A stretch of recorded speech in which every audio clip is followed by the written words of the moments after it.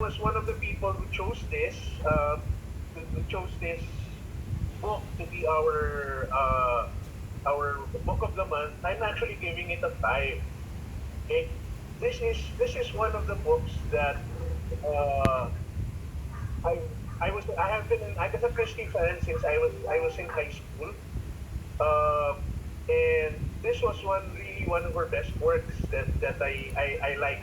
Okay, and what is interesting about this book for me is that not only was it a book, I'm okay. Probably I'm not sure if we're going to be discussing it later, but when this came out, it was called uh, Ten Little Niggers, and then they realized that that's inappropriate as since this was early 20th century, and then they called renamed it Ten Little Indians, but they realized okay that's still inappropriate, so that's when they changed the title to, and then there were none.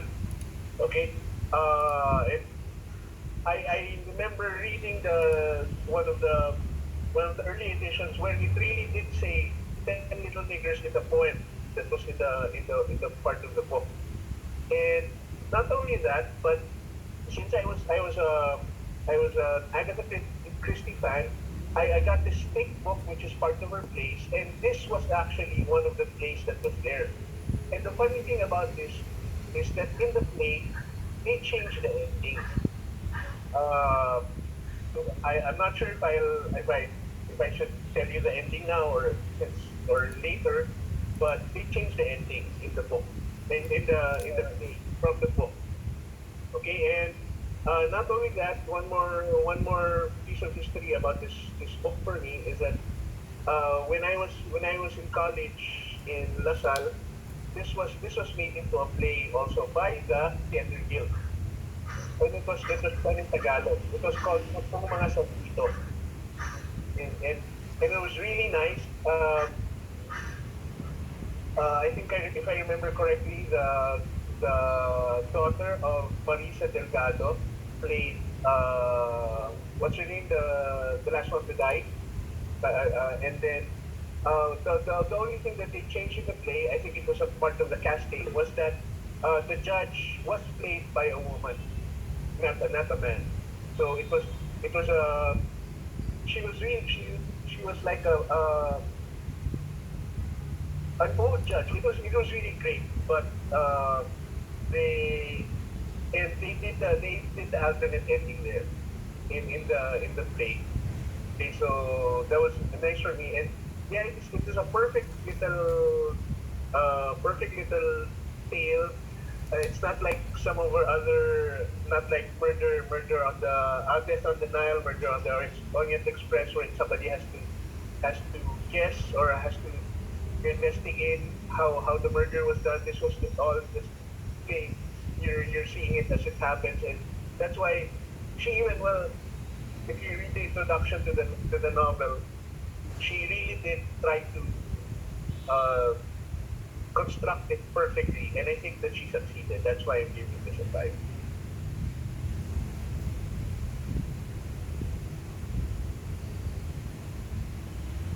Okay.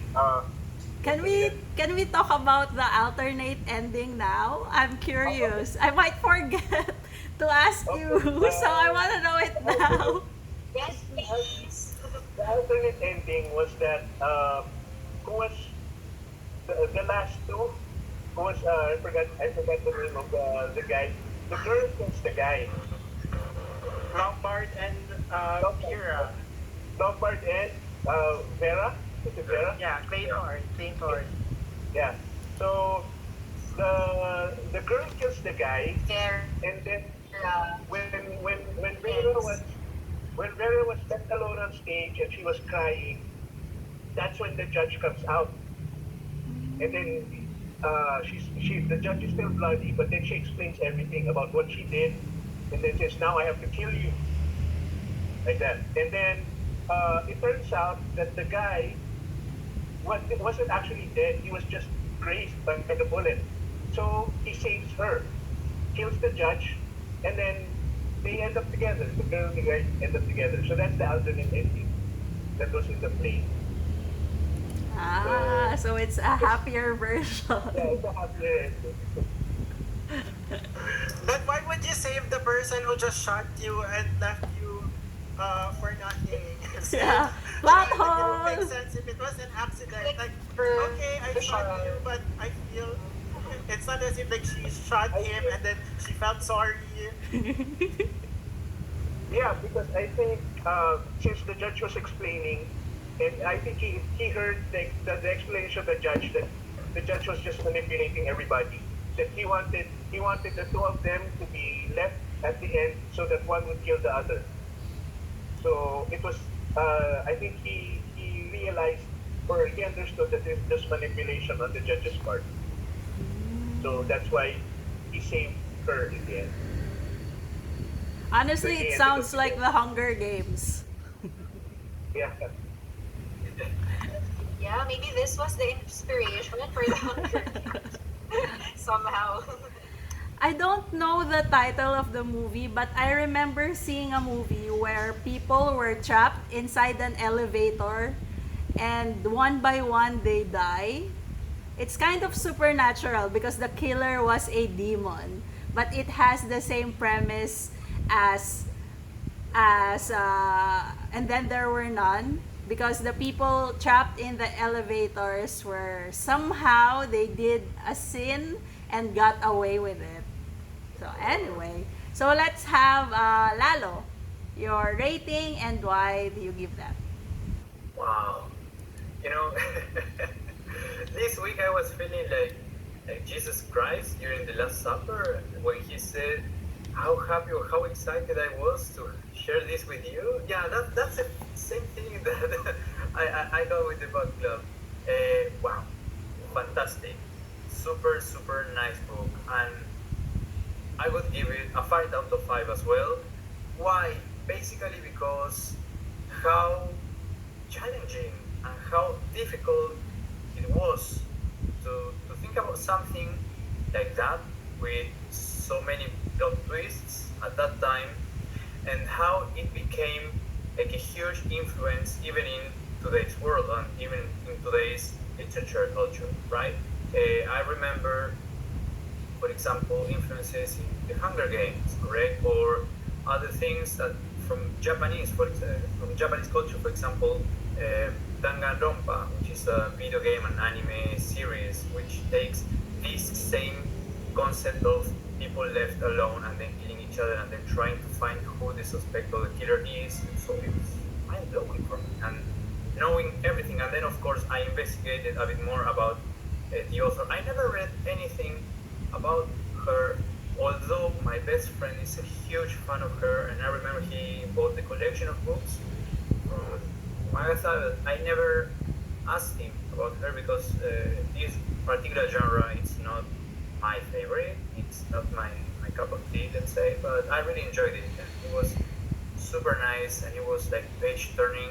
Uh, of course, it was challenging, and it was a huge mystery, and I really wanted to continue reading. It gave me this idea of this feeling of okay, I want to know more. Why are they there, right? And lots of questions that came to my mind. And I really enjoyed it. It was a very very nice book. Yeah, mystery is also not my cup of tea. This is my first Agatha Christie book. And I listened to the audiobook and my heart was pumping so fast that when we were eating dinner after I read the book, I had to ask my family to just let me stay in this corner. I will eat with you guys, but I'm still out of breath. Please be kind. So, yep. That's that's a good uh, idea. Who's next? Let's have Jacky. Is it because I turned on my camera? Well, for, first of all, Kuya Pat, thanks for sharing the alternate ending. I did not know that there's an alternate ending, and it's interesting that this has been adapted also into a local play. So So if there's any online copy of that, I hope you can share it with us if there is. But if Oh, there's none, then it's I'll try okay. to Let's add. leave it to the imagination. Okay, thank you. And then Lalo, I also feel the same way. I'm always excited when it's nearing the last Friday of the month. And so for this month, actually, okay, I'll give my rating first. I'll give it a drum roll, please. Drum roll. I'll also give it a 5 over 5. And however, I tried to read it. I tried to start reading it 3 times because in the first part there are a lot of names, a lot of Yeah. characters. So I'm like, I don't wanna process this. I'm gonna read it next time. And then I, and then the third time I get past the long list of characters, and that's when the intensity builds.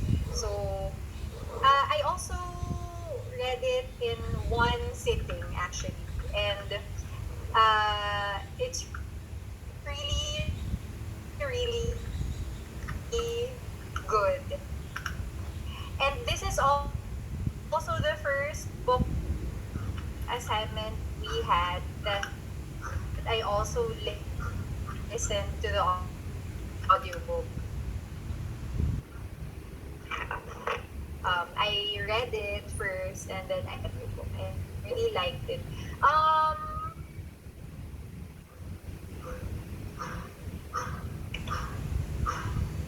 I think Kuya Pat or who the construction was perfect. Was it Lalo What, or what, what? Pat? The construction? I think Lalo. I like that she put the post. It's like way of what to, yeah, the construction.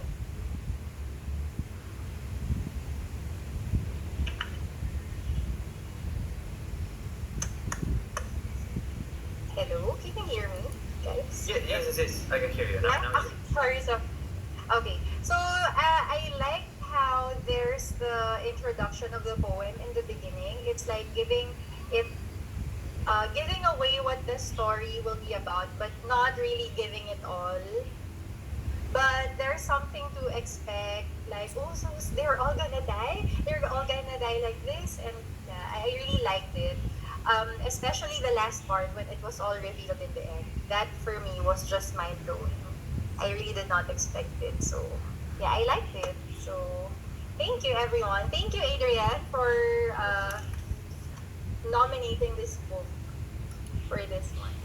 Ah, yeah, it was him who gave the book to us, right? Yes. Okay, Adrian's turn. But I did not turn my camera on. I like Jacky. No, kidding. Wait. Ayan na. Well, first of all, I don't think my review is as credible as hers because she got to read it several times. I only got to read it once, but I also watched the BBC produced series. It's a 3 episode series starring Charles Dance as Justice Lawrence. So he's the guy who played Tywin Lannister in Game of Thrones. So he got to play the role of the madman, the mastermind behind all the creepy and the traps that he laid out for all the characters. So also thank you for sharing all the trivias. I had fun listening to the fan facts, the stories about the local interpretation, the stories about Agatha Christie. So that's a nice touch or pieces of information. So personally, if I were to give it a rating, based on the effectiveness of the suspense factor and the compactness of the story, I would still also give it a 5 out of 5. I think Agatha Christie was very successful in injecting the element of being captivated all throughout from first page down to the last. There were no dull moments. The deaths were strategically plotted and paced throughout the novel. So the next death came right when it is needed, not when you already got bored or Yeah. felt dull. they came when they had to take place. So that's the best thing about it. It was as if you were longing to see what would happen next. Also, I think the strength of her writing in this particular piece of art or work is she was able to um, squeeze in several characters into one multi-layered story um, without spending too much on explaining the backstory of each character. So we didn't get to be fed with one chapter per person, understanding his or her story. So we got to we got to fully see the background of each person without spending too much time on it. So it was still very compact. There were still many characters, but we got to appreciate the story of each one of them. Um, that's my grade if I were to base it on the quality of writing and the effectiveness of the suspense factor. But I also have another standard which is unnecessary and may not be applicable to everyone. It's the emotional investment that I get to apply to the story and the kind of immersion that I experience while reading. And I usually apply this when it's a piece of work that's fictional or a fantasy. So it doesn't have to be realistic. I just gotta feel the emotions that the characters are feeling as if I were one of them or I was beside them.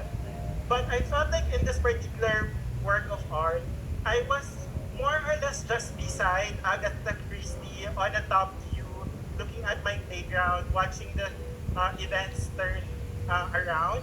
So I was like just seeing how exactly one thing led to another, but not exactly feeling scared or feeling bad, feeling sorry for any of the characters. I think it's an unintended consequence of the of her strategy of making the story concise without spending too much on each character. So I felt the unintended consequence there is that we didn't get to appreciate each character. At times I felt confused who is who, what crime one Yeah. person did. So I was confusing one crime for another person's crime. Like who the hell is Flor and Lombard? What did they do again? Where did they commit their crime or who were how did they get away with their crimes in the past. So those things, I felt if there was just a bit of fleshing out how they felt during the event of the crime, how it affected them. Do they still feel the same way right now? Do they feel bad about it? There were some like mind reading parts, like there are thoughts being written on how they are or what they were thinking, but I felt that wasn't enough for me to be like emotionally captivated. So in summary, I felt like the kind of intrigue, the kind of captivation I felt was very cerebral. So I was just thinking, who did it? How did it happen? How did he or she do it? And why is he doing it? But not what is he feeling right now? What is his motivation? What is he going to get out of this? I felt like if those parts were also considered, I would give it a 5 out of 5 as well in that area. But even so, even in its current state, I would also still give it 4 out of 5 because there was still also bits of like emotional immersion anyway. It's not as if I was like completely devoid of any emotional attachment. There was, but I felt like each person wasn't of value to me. Like I didn't care who at the end of the day was the killer. I was just wanting to know his motivation, like his story. But that's it. Whoever it is, I don't care. I couldn't care less. So that's it. Thank you. You were detached from the characters. Okay, so the next obvious question is who was your initial suspect? Patrick. When I first read the book, my first initial suspect was actually the person who brought them to the island. I forgot his name also, but yeah, that was my initial suspect in that they were just uh, toying with them Uh, because yeah, it never occurred to me during that time that it could be somebody who would hide their that who would pretend to be dead so that they can continue to kill the others. So that was my initial assessment during that time. And actually, going back to that one, the person I'm going to contact who is who was in the play actually that I watched is the one who played the boat driver or boat because Ah, he only appeared in the first I scene. think Henry was the name. I'm not sure. I Yeah, but think. in the I mean, of course, they changed his name in the play that I watched because they made it all Filipino name. But anyway, that was funny because he was in the play, but he only appeared in the first. He only appeared in the first scene because he just brought everybody's bags into the what do you call this living room because that was the set of the play. And then after that, he didn't appear anymore. So actually, the funny thing there was that after that, since he saw me in the audience, and there were like very very few people watching, for the rest of the for the rest of the play, he was just beside me, sitting beside me, and then talking about this, uh, asking out. We had to we had to make this into a girl because there were not enough people who were auditioning and things like that. So, uh, and one funny thing also was that the girl who played Vera, if I remember correctly, um, she I she was the daughter of Marisa Delgado, the actress Marisa Delgado, and she didn't memorize her lines, particularly in the last part, wherein Lombard already had the gun pointed at her. Okay, confess to your crime. That she actually had her lines on her palm. That she was doing that so that she could read her lines because she didn't memorize it. So I didn't. It was does it. But anyway, yeah. So when I was watching, the guy who played the boat driver was beside me, and he didn't want me to know that he wasn't coming out anymore. So actually, he left before the final scene. So I still suspected that he could still be the killer. So yeah, that was it. That was my guess. Sorry for the long anecdotes. Yeah. Okay, how about Lalo? Who was your initial suspect? For me, the judge.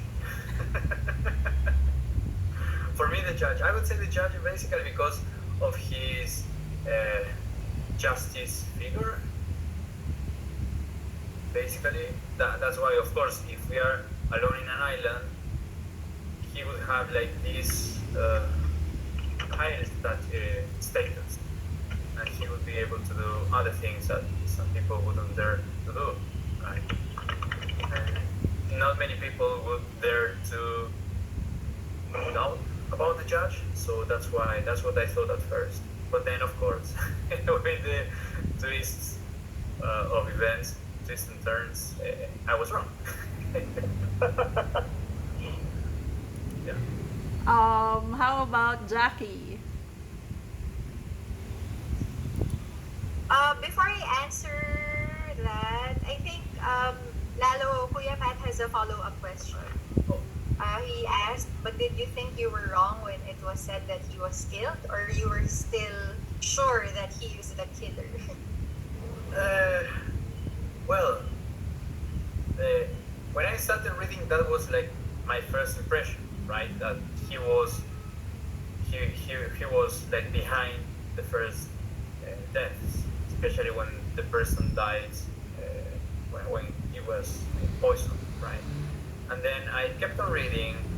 Uh, there were some hints that he was the one behind them, but of course, as the story goes on, I found out that no, he wasn't the killer after all. That was mind blowing for me. That was shocking because I was expecting him to be the killer, but no.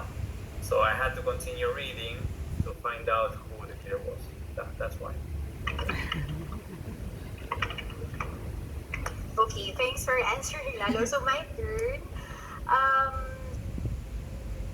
the very first one that I thought of was one of the help, but the guy, Mr. Rogers, is Mm-mm. that right? Yes. So I thought it was him. I believed the characters when they were thinking it was him, because I thought the twist in the end is they first thought it was him, and then they will believe that it was not him, and then they will realize in the end that it was him. I thought that was the twist, but yeah. So he was my only I mean, he was the only one that I thought was the killer, and then after that, I think it's not part of the group. And just like Lalo, I was really surprised that it was the judge. But when it was revealed in the last chapter that it was him, when he was explaining his psyche, I think it all made sense for me. And I think it was also so ahead of its time. Like, I mean, mental health is already something that's relevant back then. I don't know. I was shocked that it was already something that's talked about or even written in books as early as that. I think we're just being It was a made good aware read of for these things. right. Right, it is. So yeah, I thought it was one of the help. And Sophia said that she thought it was Claythorne. That's Vera, right? Yes, Yes, yes, yes, yes. the girl. Why Sophia? Why did you think it was her? I think You know, Sophia I left. think Oh, Sophia left. she's kind of aware about mental health because she had depression. Agatha Christie had depression when her mother died and her husband cheated, right? And some think that she had disassociate disassociation disorder during the time that she was missing. Uh, they may think that she lost her memory, but probably it's a mental disorder called disassociation there. So maybe she was kind of aware of mental illness and it was projected in one of her books, like this one. So, But it's surprising because I think back then it's taboo, or diba, they think that, I don't know. So it was really good how she straight to wrote the it, psych how she ward. created the character. Yeah. So it was really good how she created the judge character slash the madman. Okay, Adrian, who was your initial suspect? My initial suspect was Emily Brent, primarily because she was described as this self-righteous, very moralistic, prude person. So you could assume that she would also apply that kind of moral compass to everyone else. Like she wants to afford the right punishment to everyone who has committed crime against man and God. So I thought like, and she was very secretive at the beginning. She only explained her crime to Vera, but not to everyone else. So I felt like there's something creepy about this person, about this character. And also, she has the list, like direct accountability of the death that was resulted, because she only like dismissed her young maid for being pregnant, right? Yeah. And then she kicked her out, and the person committed suicide, unfortunately. But the others had like a more direct involvement. Not until it was revealed that the person that Justice Lawrence Wargrave actually convicted was actually guilty.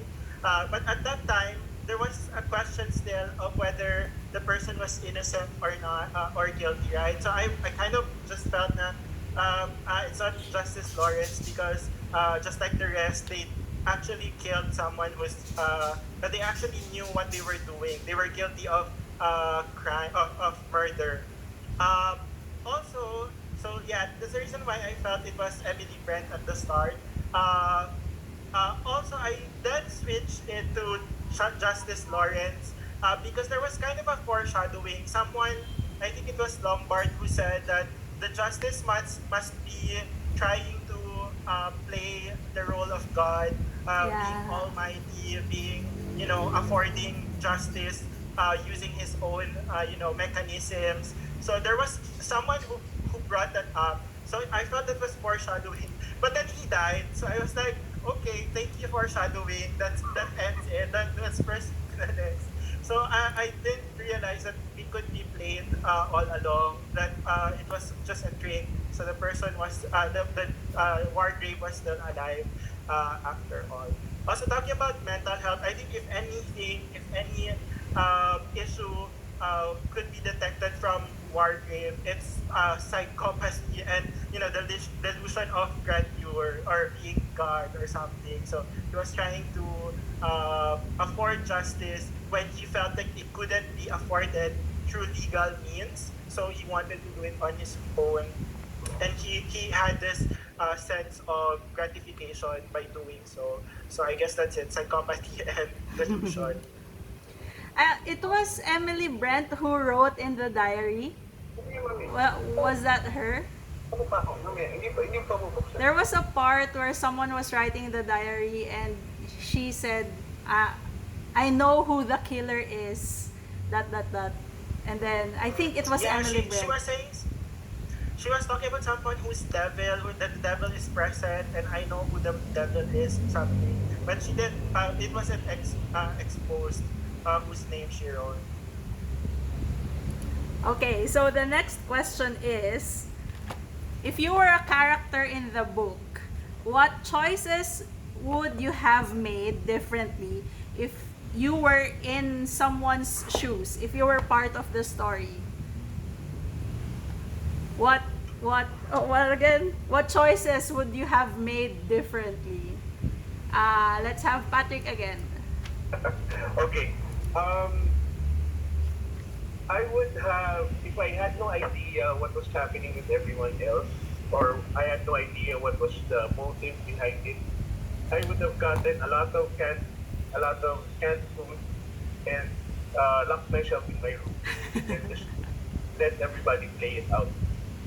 And not ignore it if somebody goes knocking something, or and then if anybody, just be alert that if anybody tries to get into my room, I'll attack them.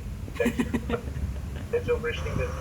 But but should we assume one of the characters, like choose one character that we will be playing, or just in general what we would do if we were part of the story? If you Is that were the part of the instruction? story. If you were part of the Okay, story. so not necessarily choosing one character and acting differently. No, not necessarily. That's a good question. Let's add that to the question. So, if you were a character and if you were one of the characters. If I was one of the characters, I would probably I'd see the pattern already based on the second or third death. So I yeah, I do the same thing, but if I was then I would probably be the Lombard or somebody. I'm not sure. Or who knows? I could be the judge. I could be the one doing everything. But it's, yeah, just like we have all these things now, like you watch Saw and everything. They have all this planning about how to kill people in these premeditated ways. So elaborate now. I don't know. I don't know if I have the capacity to do something like that. That's why I didn't suspect the judge before, because I think he's too old and less agile to do the things that the murderer was doing. Okay, so Lalo, if you were a character and if you were one of the characters, what choices would you have made differently? If I was William, I would have just stayed at home. Just like nowadays.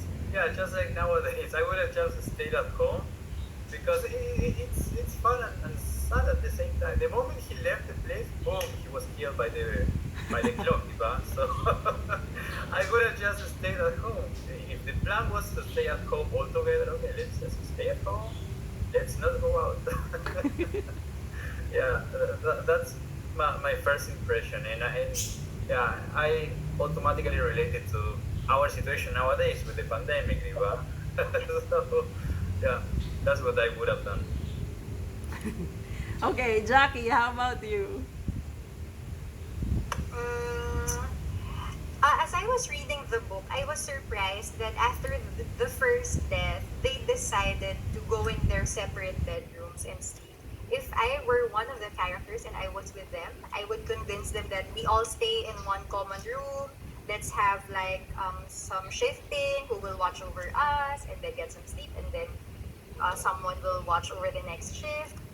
That would that's what I would do. I mean, that's what I was thinking they should be doing. And right after the I was waiting second for that death, scene to happen too, but it never right? did. And they always keep coming back to their own rooms. Yeah. How is that possible? Maybe I don't know. That for me is like I was shouting, "Oh, stupid! You're all gonna die!" Diba? And the poem is a giveaway already. After Yeah. the first one died, is already a giveaway. So I would hide all the things maybe in the house that's connected to the poem, or and then I'll get some knives and also protect myself in case something happens. But yeah, they weren't really trying to be aggressive in fighting over who the killer was. They were just waiting for things to happen. So if I were part of the group, we wouldn't have died. Joke. Or who knows, I might be the first one to die. But yeah, thank you. Okay, Adrian. Yeah, if I were to pick one character and decide differently than how the person decided on things, it would be Dr. Edward Armstrong. I feel like in such situation, forming an alliance with someone when you don't have full confidence in the person can be trusted or not is the last thing you would do. It's like self-preservation. You should think of yourself rather than partnering with someone and hoping that that person is being honest. So I guess that's what I would change in his story. Like, don't be too stupid in forming an alliance. If I were portraying his character, and also, fine, you formed an alliance. You found a partner in the person of Justice Wargrave, but meeting him in the middle of the night on a cliff where you can get pushed over into the ocean or to the sea rather is that also another mistake that I don't think I will commit in such situation. I would be too scared to go out of my room to form an alliance, to even pick to my door or something. So I don't think I would behave like him. That is the last. His behavior would be the least I would imitate if I were in a similar situation. Okay. So the next question is, does the plot and subplots make sense? Are there any holes or loose ends that you noticed? Let's have Patrick again. Um, the one that was mentioned by Adrian, because okay, if I were the doctor and the judge came up to me and said, okay, let's pretend that I'm dead, so that I could go around and watch people. Now, if I were the doctor, my thinking there would be, wait a minute, then the killer would know that he's not the one who killed the judge. So he Yeah. knows that this is not part of his plan. So this would either make him start to kill everybody, or this would it's either he would start to kill everybody or that the judge is lying. So for me it was a flaw in the thinking of the doctor that he didn't see it through that it's not logical to make your death if there's another killer around. So that's my Yeah. thinking about it. That's good. I didn't think of that until now. How about Lalo?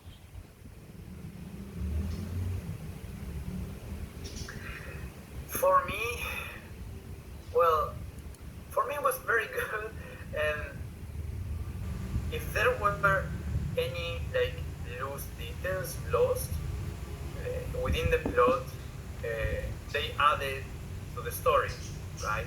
Or they were used to distract the readers or to distract ourselves, so that it would be more difficult for us to find who the real killer is. So, more than a failure, I see it as a very good way of keeping the reader's attention in the story and not really to trust the hints that we find at all, because whenever we are sure about it, boom, that character will die. Yeah. Yes. That's what I found that way reading. Yeah. I remember when I was reading about the judge's death, I was wondering why was his death the most dramatic? The killer gave him a costume.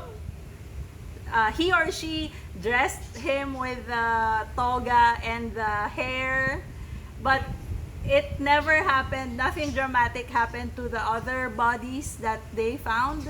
They just found them as is, according to the poem. But it's different with how the death of the judge was executed.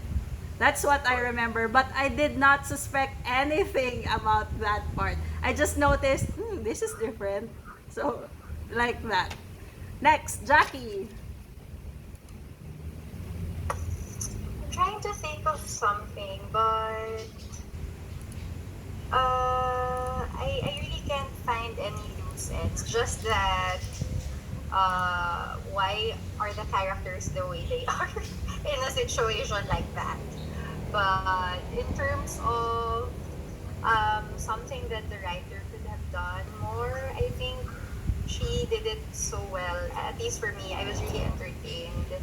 I really bought it. I really bought all the characters, especially the judge.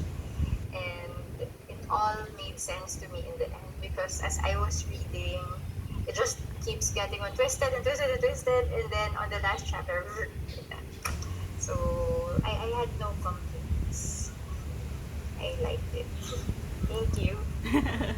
I didn't even bother to uh, decide who my suspect is because every time I think it might be this person, he or she dies. A couple of murders from the current murder I'm reading. So yeah, and I just remembered that unique difference from the judge's death, but I didn't bother to think more about it. So yep, Adrian. I think the biggest plot hole, which I did not notice but was brought out, was the one from Patrick.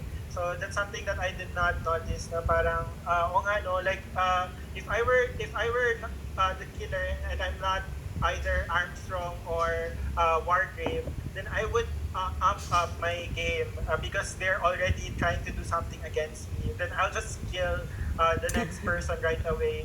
But Armstrong wasn't thinking of that. But anyway, I felt the other minor plot holes were, for example, the body of Wargrave, if he was indeed shot through the head, it would create a lot more mess. Like his brain would be spilling all over his bed. But they were checking or checked his body at least once, and they did not pay particular attention to that. So I don't think. I think that would raise a red flag if they saw less, body fluids coming out with a gunshot through the head. Also, the last few things I wanted to highlight would be how the deaths of Lombard and Vera came about. Compared to the other deaths, their manner of dying was directly controlled by By them. Wargrave. But for those two, I felt like there were chances of those deaths not happening as he planned. Like for example, Lombard was shot by Vera after getting his gun, but I don't think someone can induce that. How do you make someone act as exactly as getting the gun and aiming it at someone or shooting someone? And that's exactly how the poem was phrased, right? Like someone was, I know it said that one got frizzled up under the sun or something.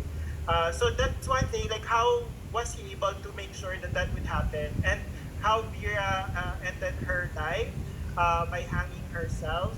So that's also part of the poem, but it was uh, it was something that made me ask, how did the judge know that the person would behave in such a way? Maybe he had an understanding of her, mental challenges at that time, of her depression, of her, the things that she was hallucinations. So he took advantage of it. But in other realistic situations, there could be other possibilities. Like if I were Vera, I already went through everything. I wouldn't waste all of it by letting my hallucinations take over. I'll chill the first. I will think about what's the right next thing to do, and decide afterwards. But then that's the beauty of the story. Everything went according to the plan. I remember they were questioning why they didn't hear the gunshot. That was a red flag that again I let it pass. And I just trusted Dr. Armstrong's, how do you call it, diagnosis of his death. I didn't realize yet, why did they check for spills of guts? Why didn't they realize that there was something missing from the crime? They noticed there was no gunshot, but they just gave fantastical explanations that they were busy running, Vera was shouting, so there was chaos, maybe they didn't notice the gunshot. So yeah, on that specific death, there were a lot of red flags. Yeah. Okay, so let's have Jacky for the next book, for next month's book. Oh, okay. I wanted to talk more, no joke lang. But yeah, it was a Please really note, good like, book. I felt like we were just talking for a few minutes. It's pala 1 hour na. So, I that's nice. know. It was. Ang dami it was ko a pang really nice tanong. book. Oh, you can ask us more. One more. Joke. That's when you have fun, di ba? That's true. Or are we all, morbids lang talaga? Joke. A fan of mystery books, mystery crime books. But, I would like to comment on what Adrian mentioned, that there was no emotional investment in the characters. I think it was the opposite of our book for June. Like, we were so invested with Achilles. Oh, yeah. Yeah. Diba? And then now, ito parang we were all just waiting for things to unfold and just wait who the killer Basically watching a TV show.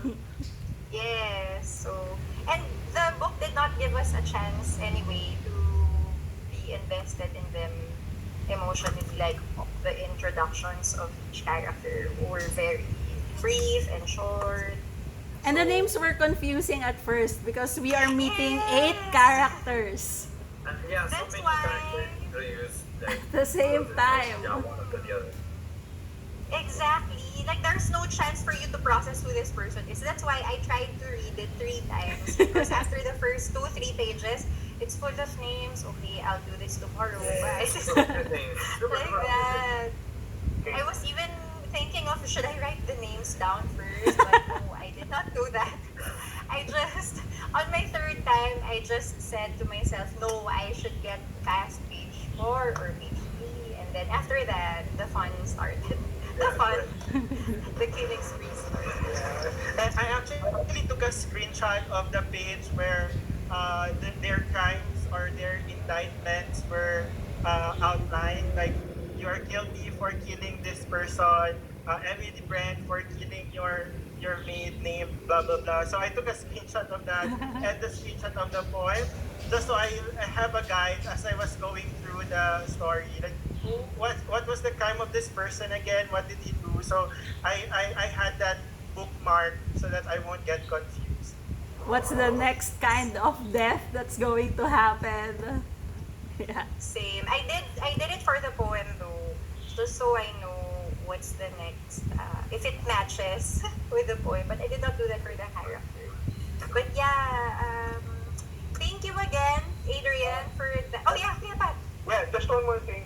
I know, just based on the confusion about the characters, if you read other Agatha Christie books, I'm not sure why it wasn't in the ebook, but if you read any other Agatha Christie murder mystery, or not just Agatha Christie, but also some other murder Authors. mysteries of that era, the first few pages are actually a cast of characters. Mm. They list it down. It's like you're looking at the program of a play where they give the name of the character, and then this is the wife of this guy, things like that. So it makes you gives you an idea already of who to suspect. But I'm not sure why it wasn't here. But if you read any other Agatha Christie novel, and I recommend, if you're going to read Agatha Christie, first again, Death Comes as the End, which is it's actually my second favorite. It's set in ancient Egypt, so it's not modern. And then Murder on the Orient Express, it was made into a movie with Kenneth Branagh. And then there's another one coming out, Death on the Nile, with I think Daisy Ridley, the Ray from Star Wars, and some other people. It's a big cast. It's coming out soon. These are also. Did anybody watch Murder on the Orient Express? No, not yet. Not yet. Well, I recommend it because it's also one of her best. So, and also watch out for Death on the Nile. That's also very good. If you're into that, if you don't want to read any more Agatha Christie. Anyway, yeah, that's. I think there was a teaser towards the end of the book. There was a chapter of Death on the Nile published together with, and then there were none, if I'm not mistaken. Yes. I remember Yeah, the Murder of the Orient was mentioned in the case file for Agatha Christie. So she wrote the book right after her first ride of that train, Orient Express. So after her first trip on the train, she wrote the Murder at the Orient. So yep, that's it. I'll check those out if it's on script. Because it's I think, are those also short reads lang? Kuya Matt, the other books of Agatha Christie? And most of her books are all the same length, more or less. Yeah, so we can finish it in one. Okay. They're also Death on the Nile and Murder on the Express. They're about Hercule Poirot, her famous Belgian detective. Also. So yeah, that was written by Kenneth Branagh. Oh, I remember she wrote a total of 75 books. 66 Yeah. of which are mystery books, mystery works. So there. And then her other detective is Jane Marple, who was actually the inspiration for Angela Lansbury in Murder She Wrote. So if you remember that series Murder She Wrote in the late 80s, or it was based on Jane Marple, who is elderly spinster amateur detective. But anyway, yeah. Thank you for the recommendations, Kuya Pat. I'll try to read one more of her book because she's really I'll wait good. for the Death on the Nile. Yeah. Because of the actress, the actors. Yeah, that's it. They casted, they have a good casting. So let's see. Okay, so that's to wrap up our July session. Thank you guys. Unfortunately, some were not able to join us today. Um, Oh, Jen, oh, check, Jen, check, check, check. uh-huh. Yeah, yeah, yeah. I have one workmate that was interested in joining the book club. What should I do? Are we accepting more Oh, members? yes, because unfortunately, one of our members resigned recently, so we have one extra code to Oh, give. excellent. Yeah, Perfect. you can just ask her or him to send me an email, Okay, okay, just so I perfect. can I'll do give that. the code. And Yes. then I can also give, you can also share the book of for August, so I'll Perfect. also Okay. email it to her. All right. Perfect. Yeah. Yeah. Thank you. Yes, wow, you have a new recruit.